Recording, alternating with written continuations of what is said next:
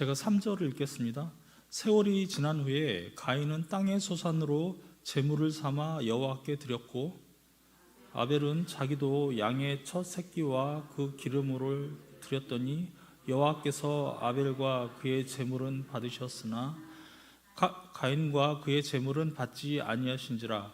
가인이 몹시 분하여 안색이 변하니 여호와께서 가인에게 이르시되 내가 분하여함은 어찌되며 안색이 변함은 어찌 됨이냐. 내가 선을 행하면 어찌 낯을 들지 못하겠느냐. 선을 행하지 아니하면 죄가 문에 엎드려 있느니라. 죄가 너를 원하나 너는 죄를 다스릴지니라. 가인이 그의 아들 아우 아벨에게 말하고 그들이 들에 있을 때에 가인이 그의 아우 아벨을 쳐 죽이니라. 여호와께서 가인에게 이르되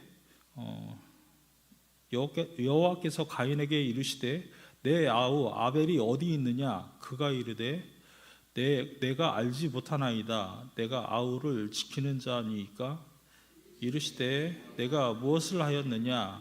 내 아우의 핏소리가 땅에서부터 내게 호소하느니라. 땅이 그 입을 벌려 내 손에서부터 내 아우의 피를 받았은즉 내가 땅에서 저주를 받으리니 내가 밭을 갈아도 땅이 다시는 그 효력을 내게 주지 아니할 것이요 너는 땅에서 피하며 유리하는 자가 되리라. 아멘.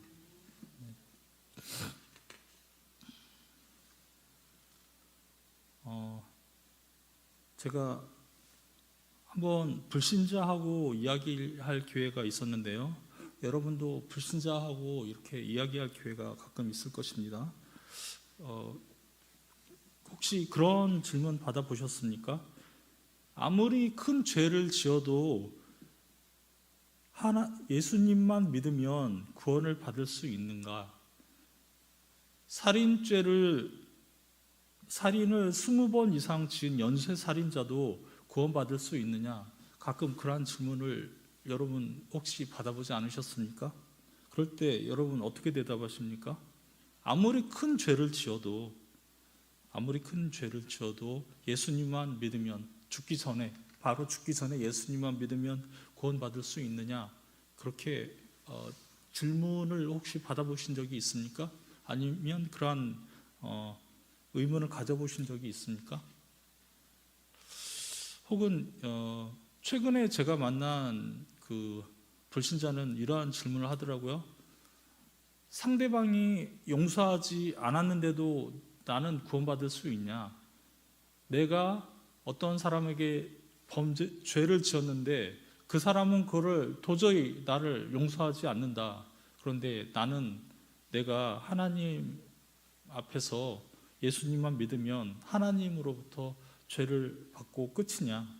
저 사람은 나와 상관없이 나는 무조건 받냐? 그렇게 물어보더라고요.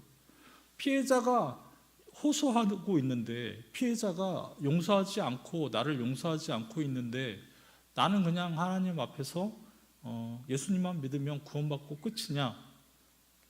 이렇게 물어볼 수 있죠. 그러면 우리는 어떻게 대답을 해야 합니까? 우리는 이럴 경우에도 당연하게 예수님만 우리가 온전히 영접한다면, 믿음으로 영접한다면 구원받을 수 있다, 이렇게 대답을 해야 합니다. 왜냐하면 성경이 그것을 이야기하고 있기 때문입니다. 심지어는 예수님이 돌아가실 때 왼편에 있던 강도, 그 강도는 평생을 이렇게 죄를 짓고 큰 죄를 지었기 때문에 마지막에 십자가형을 당하지 않았겠습니까? 그런데도 마지막 순간에 예수님께 부탁을 드렸죠.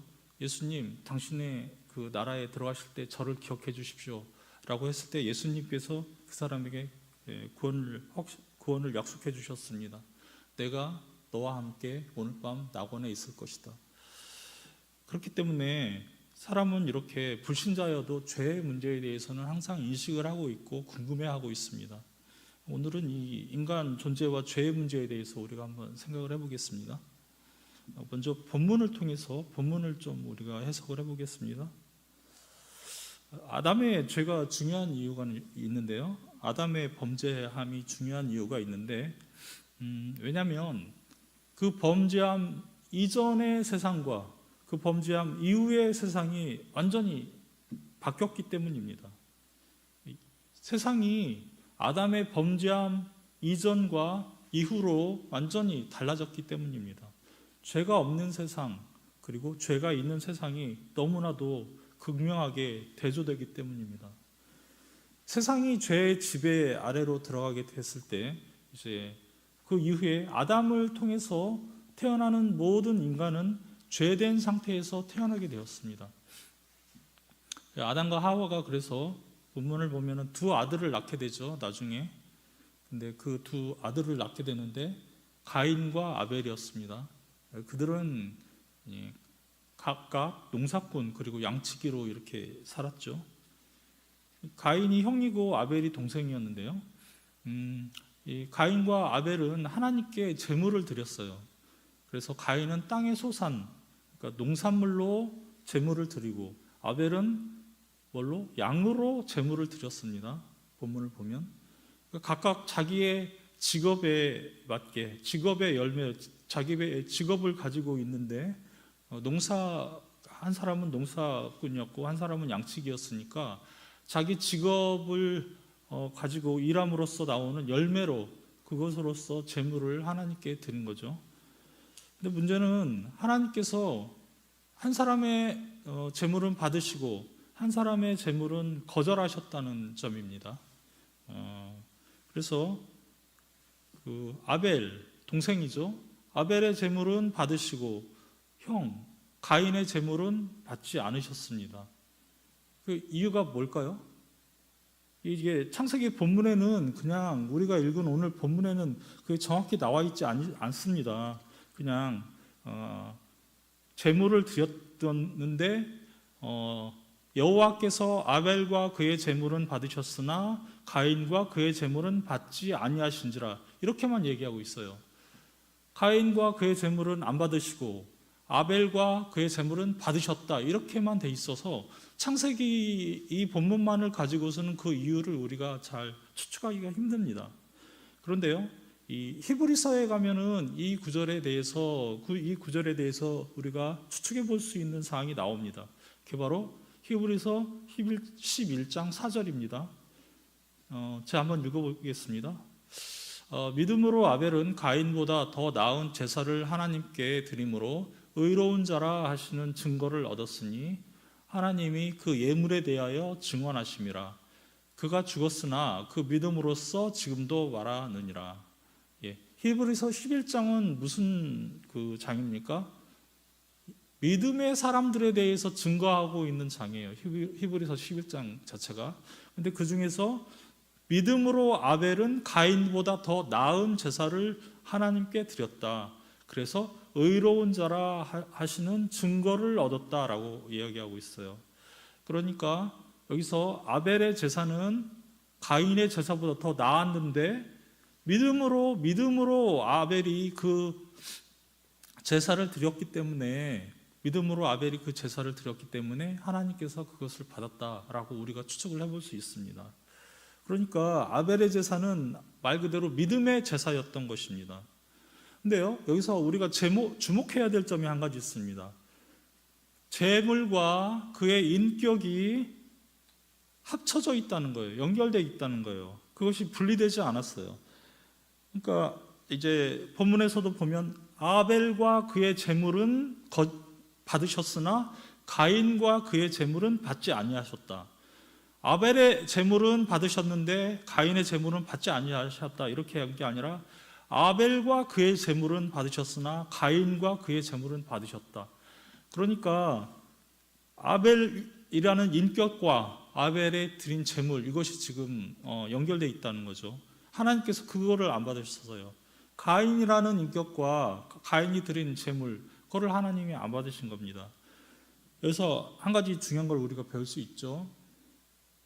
그 사람이 드리는 예배는, 그 사람이 드리는 제물은 그 사람의 인격과 분리될 수가 없습니다. 그러니까 여기서 중요한 게 재물이 중요한 게 아니라, 재물의 종류가 중요한 게 아니라 재물을 드리는 사람의 인격, 재물을 드리는 그 마음 자세가 중요하다라는 것을 우리가 여기서 발견할 수 있습니다. 그래서 평소에 어떠한 삶을 사는가, 그리고 평소에 어떻게 하나님 앞에서 그 마음가짐을 가지는가 하는 것이 하나님 앞에 나와서 제물을 드릴 때 하나님께 그게 다 하나님께서 그거를 다 보신다는 얘기죠. 그래서 바로 이제 이 성경 본문에서도 그렇게 그 사람과 그 사람이 드린 제물을 함께 묶어서 이야기하고 있는 것입니다.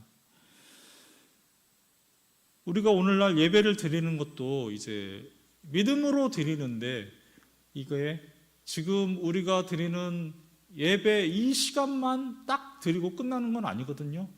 우리가 잘 생각해 보면 우리는 예배 시간에만 딱 나와서 하나님 앞에 섰다가 다시 돌아가서 집에서는 나 혼자 사는 게 아니라, 우리는 살아있는 동안 하나님 앞에서 사는 존재들이기 때문에 우리가 드리는 예배는 우리 삶의 연장선이라는 것을 우리가 사는 삶은 우리 예배의 연장선이라는 것을 우리가 잘 기억을 해야 됩니다. 이렇게 우리의 인격과 우리가 드리는 예배는 연결되어 있다. 이걸 먼저 우리가 배울 수 있고요. 그런데 그 다음에 어떠한 일이 일어났습니까? 본문을 보시면 문제는 이제 그 이후에 일어난 가인의 태도가 문제가 되는데요. 여기서 가인이 하나님께 거절당했으면 어떻게 해야 됐을까요? 가인은 여기서 마땅히 회개했어야죠. 하나님 앞에서 내가 무엇을 잘못했는가 회개했어야죠. 그런데 여기서 가인은 어떻게 했습니까? 몹시 화를 냈어요. 안색이 변했다라고 돼 있는데요. 몹시 화를 냈습니다. 그리고 이제 화를 내니까 어떻게 됐습니까? 가인의 죄가 점점 이렇게 증가하게 되는데요. 어떻게 증가를 합니까? 첫 번째는 그렇게 하나님 앞에서 몹시 화를 내니까 하나님께서 꾸중하시죠. 이제 마음을 잘 다스려라라고 하는데 그렇게 하지 않아요, 가인이. 그리고 나서 이것이 발전하니까 어떻게 됩니까? 동생을 죽이죠. 가인이 그의 아우 아벨에게 말하고 그들이 들에 있을 때 가인이 그의 아우 아벨을 쳐 죽이니라, 이렇게 돼 있어요. 동생을 죽이는 그 살인의 단계까지 가는 거죠. 그리고 나서 이제 하나님께서 여기에 대해서 책망하시니까 이제 여기에 대해서 반항을 해요. 어떻게 반항합니까? 하나님께서 여호와께서 가인에게 이르시되 내 아우 아벨이 어디 있느냐? 그러니까 가인이 내가 알지 못하나이다. 가인이 알지 못합니까? 자기가 쳐서 죽였다는 걸 알잖아요. 동생이 죽었다는 걸 알면서도 지금 내가 알지 못합니다. 거짓말을 하죠. 그리고 내가 내 아우를 지키는 자입니까? 내가 내 아우를 지키는 사람입니까? 하나님께 지금 반항하고 있는 거죠, 지금. 그래서 처음에는 동생에 대한 어떤 시기가 있었겠죠. 그런데 마음을 지키지 않으니까 이것이 살인으로 발전하니까 그 다음에는 하나님께 대해서 반항하는 반역자까지 발전을 하게 되는 겁니다. 시기, 질투에서부터 시작해서 그것이 분노로 이어지고, 분노가 살인으로 이어지고, 살인이 하나님 앞에서 반항을 하게 되고 반역자가 됩니다. 결국 어떻게 됩니까? 하나님이 심판을 내리시죠. 하나님께서 이제 10절부터 보면은 내가 무엇을 했냐? 내 아우의 핏소리가 지금 땅에서부터 내게 호소하느니라. 하나님은 다 알고 계신 거죠. 아벨이 지금 죽었다는 것을. 땅이 내 입을 벌려 내 손에서부터 내 아우의 피를 받았은즉 내가 땅에서 저주를 받으리니. 내가 지금 동생을 죽였지 않냐? 너 이제 땅으로부터 저주를 받을 것이다. 내가 밭을 갈아도 땅이 다시는 그 효력을 내게 주지 아니할 것이요 너는 땅에서 피하며 유리하는 자가 되리라. 지금 하나님으로부터 엄청난 저주를 받게 됩니다. 이렇게 가인의 죄가 점점 커졌는데요. 여기서 처음에는 미워하는 마음이 점점 커지다 보니까 살인으로 발전했다고 하잖아요. 이 부분은 예수님께서도 산상수훈에서 분명 말씀하신 거고요. 미워하는 거하고 그 살인하는 거하고 결국은 죄의 뿌리가 같다라고 하시면서 지적하신 거고요. 이거는 그 요한일서 3장 15절에도 나와요. 그 형제를 미워하는 자마다 살인하는 자니 이렇게 나오거든요. 그 형제를 미워하는 자마다 살인하는 자다 이렇게까지 이야기를 합니다. 그래서 하나님 앞에서 이렇게 가인의 죄가 점점 발전을 합니다. 근데요, 하나님이 심판을 선언하시는데 문제는 가인이 여기서 하나님 앞에서 회개하지 않는다는 거예요. 심판을 내리셨는데 여기에 대해서 회개하지 않고 13절에 보면 뭐라고 합니까? 가인이 여호와께 이르되 내 죄짐을 지기가 너무 무거우니이다. 내 죄가 너무 무겁습니다. 하나님 앞에 그렇게 얘기를 합니다. 하나님께서 이렇게 너는 땅에서 유리하는 자가 될 것이다 라고 심판을 내리셨는데 그 앞에서도 가인은 여호와께 이르되 내 죄짐을 지기가 너무 무겁습니다. 이렇게 지금 하나님 앞에서 회개하지 않고 이렇게 지금 하나님의 죄 앞에서도 회개하지 않는 모습을 보이는 거죠. 용서를 빌지 않고 오히려 자기에게 내려진 이 죄가 심판이 너무 무겁다고 지금 호소하고 있는 겁니다.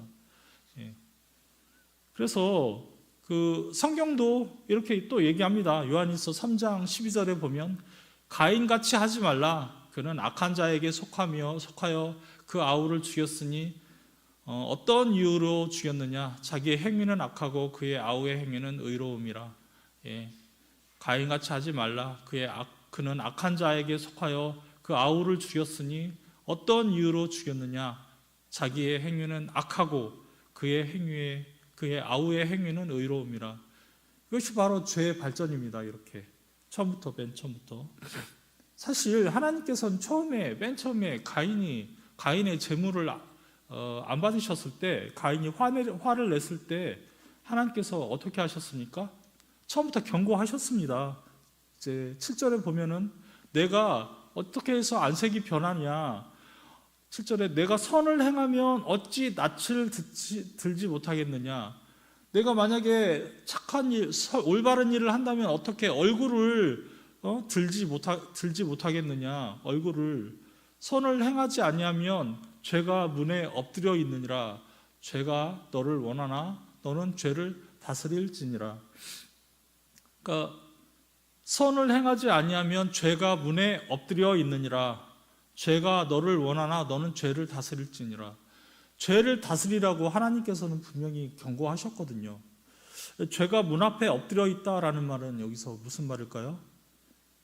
죄는 그 사람의 마음의 문에 엎드려 있습니다. 그리고 우리를 주관하려고 끊임없이 호시탐탐 노리고 있어요. 기회를 엿보고 있어요. 그러므로 우리가 선을 행하지 아니하면, 이거는요, 이 마음의 선한 경향, 부드러운 마음, 하나님의 말씀을 듣고도 올바로 그것을 받아들이고 순종하는 마음이 있고, 하나님의 말씀을 듣고도 거부하고 듣지 않는 마음이 있거든요. 올바로 받아들이고 거기에 대해서 하나님의 말씀에 대해서 올바로 반응할 수 있고 순종할 수 있다면 이것이 부드러운 마음이에요. 성경에서 말하는. 반면에 하나님의 말씀을 듣고도 회개하지 않고 그것을 거부하는 마음, 이것이 딱딱한 마음이 되는 거죠. 그래서 우리 마음이 이 선한 경향, 부드러운 이 선한 경향을 유지할 수 있다면 회개할 수 있어요. 그래서 가인도 이것을 만약에 마음을 자기가 잘 지켰더라면 처음에 제사를 거절당했을 때 회개할 수 있었겠죠. 마음을 돌이켜서 선한 방향으로 기울이지 않으면 사람은 어느 순간에라도 악으로 치닫게 되는 존재가 바로 사람이에요. 모든 사람들이 다 그렇습니다. 죄가 우리를 주관하려고 호시탐탐 기회를 엿보고 있기 때문에 우리는 마음을 지켜야 돼요. 잠언에도 분명히 나와 있습니다. 내 마음을 지켜라. 모든 생명의 근원이 이 마음에서 난다라고 분명히 선언하고 있습니다. 생명의 근원이 마음에서 나니까 마음을 지켜라 라고 얘기하고 있습니다. 아담의 범죄 이후로 사실 태어나는 모든 인간들이 다 이러한 존재들이에요. 그래서 우리가 언제든지 죄를 지을 수밖에 없고 언제든지 죄를 지을 준비가 되어 있는 존재들입니다. 로마서에서 분명히 선언하죠. 모든 사람이 죄를 범하였다. 모든 사람이 죄를 범하였음에 하나님의 영광에 이르지 못하였다. 이 사람이 죄인이라는 것에 대해서는 성경도 그것을 이야기하지만 인간 존재도 그걸 부정할 수는 없습니다.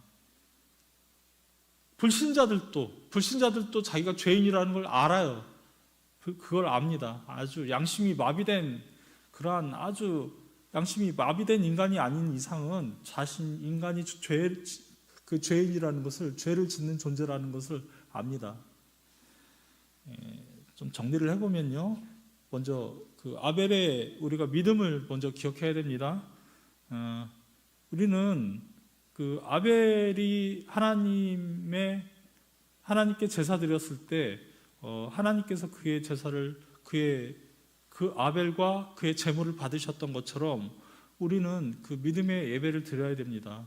그래서 앞에서 말씀드린 것처럼 그 사람의 인격과 그 사람이 드리는 제물, 그러니까 오늘날 우리가 신약 시대로 얘기하면 우리 인격과 우리가 드리는 예배, 그리고 예배 시간에 나와서 드리는 모든 것이 하나님 앞에 제물이 되거든요. 우리의 헌금도 제물이 되고요. 우리의 찬양과 기도도 우리가 하나님 앞에 우리의 신앙을 고백하고 마음을 드리는 거거든요. 이게 하나님께 올려드리는 거예요. 우리의 찬양, 거기에 우리의 마음이 담겨 있잖아요. 가사를 통해서 우리의 마음을 고백하는 거잖아요. 기도, 우리의 마음이 담겨 있는 거잖아요. 이게 하나님 앞에 올려드려지는 거고, 하나님은 말씀을 통해서 우리에게 은혜를 주시는 거죠. 그래서 우리의 삶과 우리의 예배가 이렇게 분리되지 않습니다. 그래서 우리가 예배 시간에만 이렇게 하나님을 만나는 게 아니에요. 삶 전체를 살다가, 어떠한 삶을 살다가, 어떠한 자세로 살다가 나와서 예배를 드리느냐, 이것이 연결되어 있는 거죠. 이 공적 예배는 사실 성도 전체가, 교회가 공식적으로 만나서 함께 모여서 하나님께 나아가는 자리고, 그리고 이 시간은 특별히 하나님께서 함께 하시는 자리입니다. 그렇지만 또 우리는 각자가 흩어져서 살 때는 각자의 삶을 통해서 하나님과의 만남이 있는 거죠. 그리고 두 번째로, 이렇게 첫 번째는 아벨의 믿음을 통해서 우리가 어떻게 예배를 드려야 하는가, 예배의 자세를 우리가 다시 한번 생각해 봐야 되고요. 두 번째로 가인의 죄를 통해서 우리가 좀 배워야 될 것은, 하나님께서 맨 처음부터 이렇게 경고를 하셨을 때 죄가 문 앞에 있으니까 너는 죄를 다스려라, 분명 말씀하셨죠. 그러니까 우리도 마찬가지예요. 이거는 오늘날 우리도 언제든지 죄를 지을 수 있는 그러한 준비가 돼 있는 존재가 바로 인간이거든요. 내가 지금 죄가 없고 다른 사람 보니까 다른 사람보다는 내가 저 큰 죄를 짓는 사람을 보니까 나는 그래도 하나님 앞에 저 사람보다는 나은 사람이다 라는 생각만으로 우리가 만족하면 안 됩니다. 왜냐하면 하나님 앞에서는 우리가 다른 사람과 비교해서 죄 짓는 게 아니거든요. 오직 하나님 앞에서 짓는 나의 죄가 되는 것이지 저 사람과 비교해서 죄가 되고 안 되고가 결정되는 것이 아닙니다. 그래서 하나님 앞에서, 모든 죄는 하나님 앞에서 짓는 것이고요, 모든 죄는, 나의 죄는, 내 죄는 하나님께서 보고 판단하시는 겁니다. 그런데 하나님의 기준은 인간의 기준과 다르다는 것을 기억하셔야 됩니다. 내가 생각할 때 죄가 아니다라고 하더라도 하나님께서 보시기에 죄라고 생각하시면 그게 죄가 됩니다. 하나님의 기준은 사실 무한대로 높거든요. 무한대로 높습니다. 인간의 모든 행위는 죄가 될 수밖에 없는 거고, 이거를 해결할 수 있는 길은 그래서 오직 예수 그리스도밖에 없는 거예요. 우리가 이 죄를 해결받을 수 있는 길은 오직 예수님밖에 없는 것입니다. 왜냐하면 하나님은 무한대로 높은 기준을 가지고 계시기 때문에. 그래서 우리는 선한 경향을 계속 유지해야 됩니다. 부드러운 마음. 그래서 우리가 우리의 죄를 인식했을 때 곧바로 회개할 수 있어야 돼요. 하나님께서 말씀하셨을 때 거기에 순종할 수 있어야 됩니다. 마음을 돌이켜서 우리가 선한 방향으로 기울이지 않으면, 우리가 마음을 항상 이렇게 부드럽게 유지하지 않으면 악으로 치닫는 것이 바로 인간입니다. 그래서 서두에서 제가 이야기했던 부분, 아무리 큰 죄를 지어도 구원받는 것인가? 물론 그렇다고 했죠. 그런데 상대방이 용서하지 않아도 나는 구원받을 수 있냐? 상대방이 평생 그렇게 피해자가 나를 미워하고 내 죄를 용서하지 않았는데도 나는 그와 상관없이 구원받을 수 있느냐? 라는 질문에 대해서 제가 좀 어떻게 대답을 했냐면, 그러면 그 상대방 피해자라고 하는 사람은 죄가 전혀 없냐? 피해자라고, 자신은 피해자라고 호소를 하는데 그 사람은 과연 피해자이기만 한가? 우리도 마찬가지입니다. 우리도 다른 사람이 우리에게 죄진 거를 생각하면 열받을 때가 엄청 많지 않습니까? 다른 사람들이 나에게 지은 죄를 생각하면 화가 날 때가 너무 많지 않습니까? 우리가 용서하지 못할 죄를 다른 사람에게 겪을 수도 있잖아요. 그런 피해를 받을 수도 있잖아요. 평생 용서하지 못할 수 있습니다. 그렇지만 우리는 한번 생각해 봐야 될게요.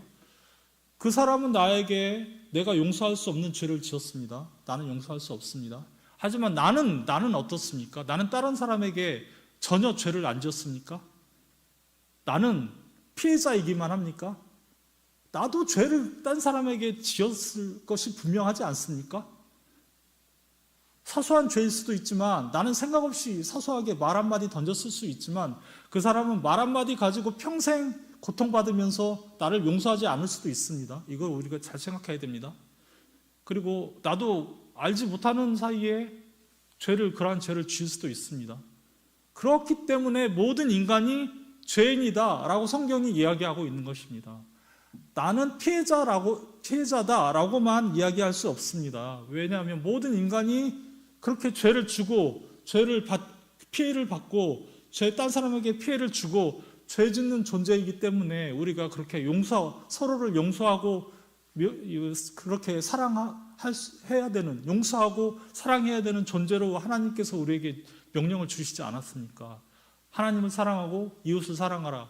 이것이 내가 피해자라고만 생각하지 말고 내가 다른 사람을 용서해라, 그런 말에 포함되는 것이죠. 사랑하는 말이. 그걸 생각하면 내가 피해자라고만 이야기할 수 없죠. 나도 다른 사람에게 죄를 분명히 지은 그런 존재가 되는 것이죠. 결국 모든 인간은 죄인입니다.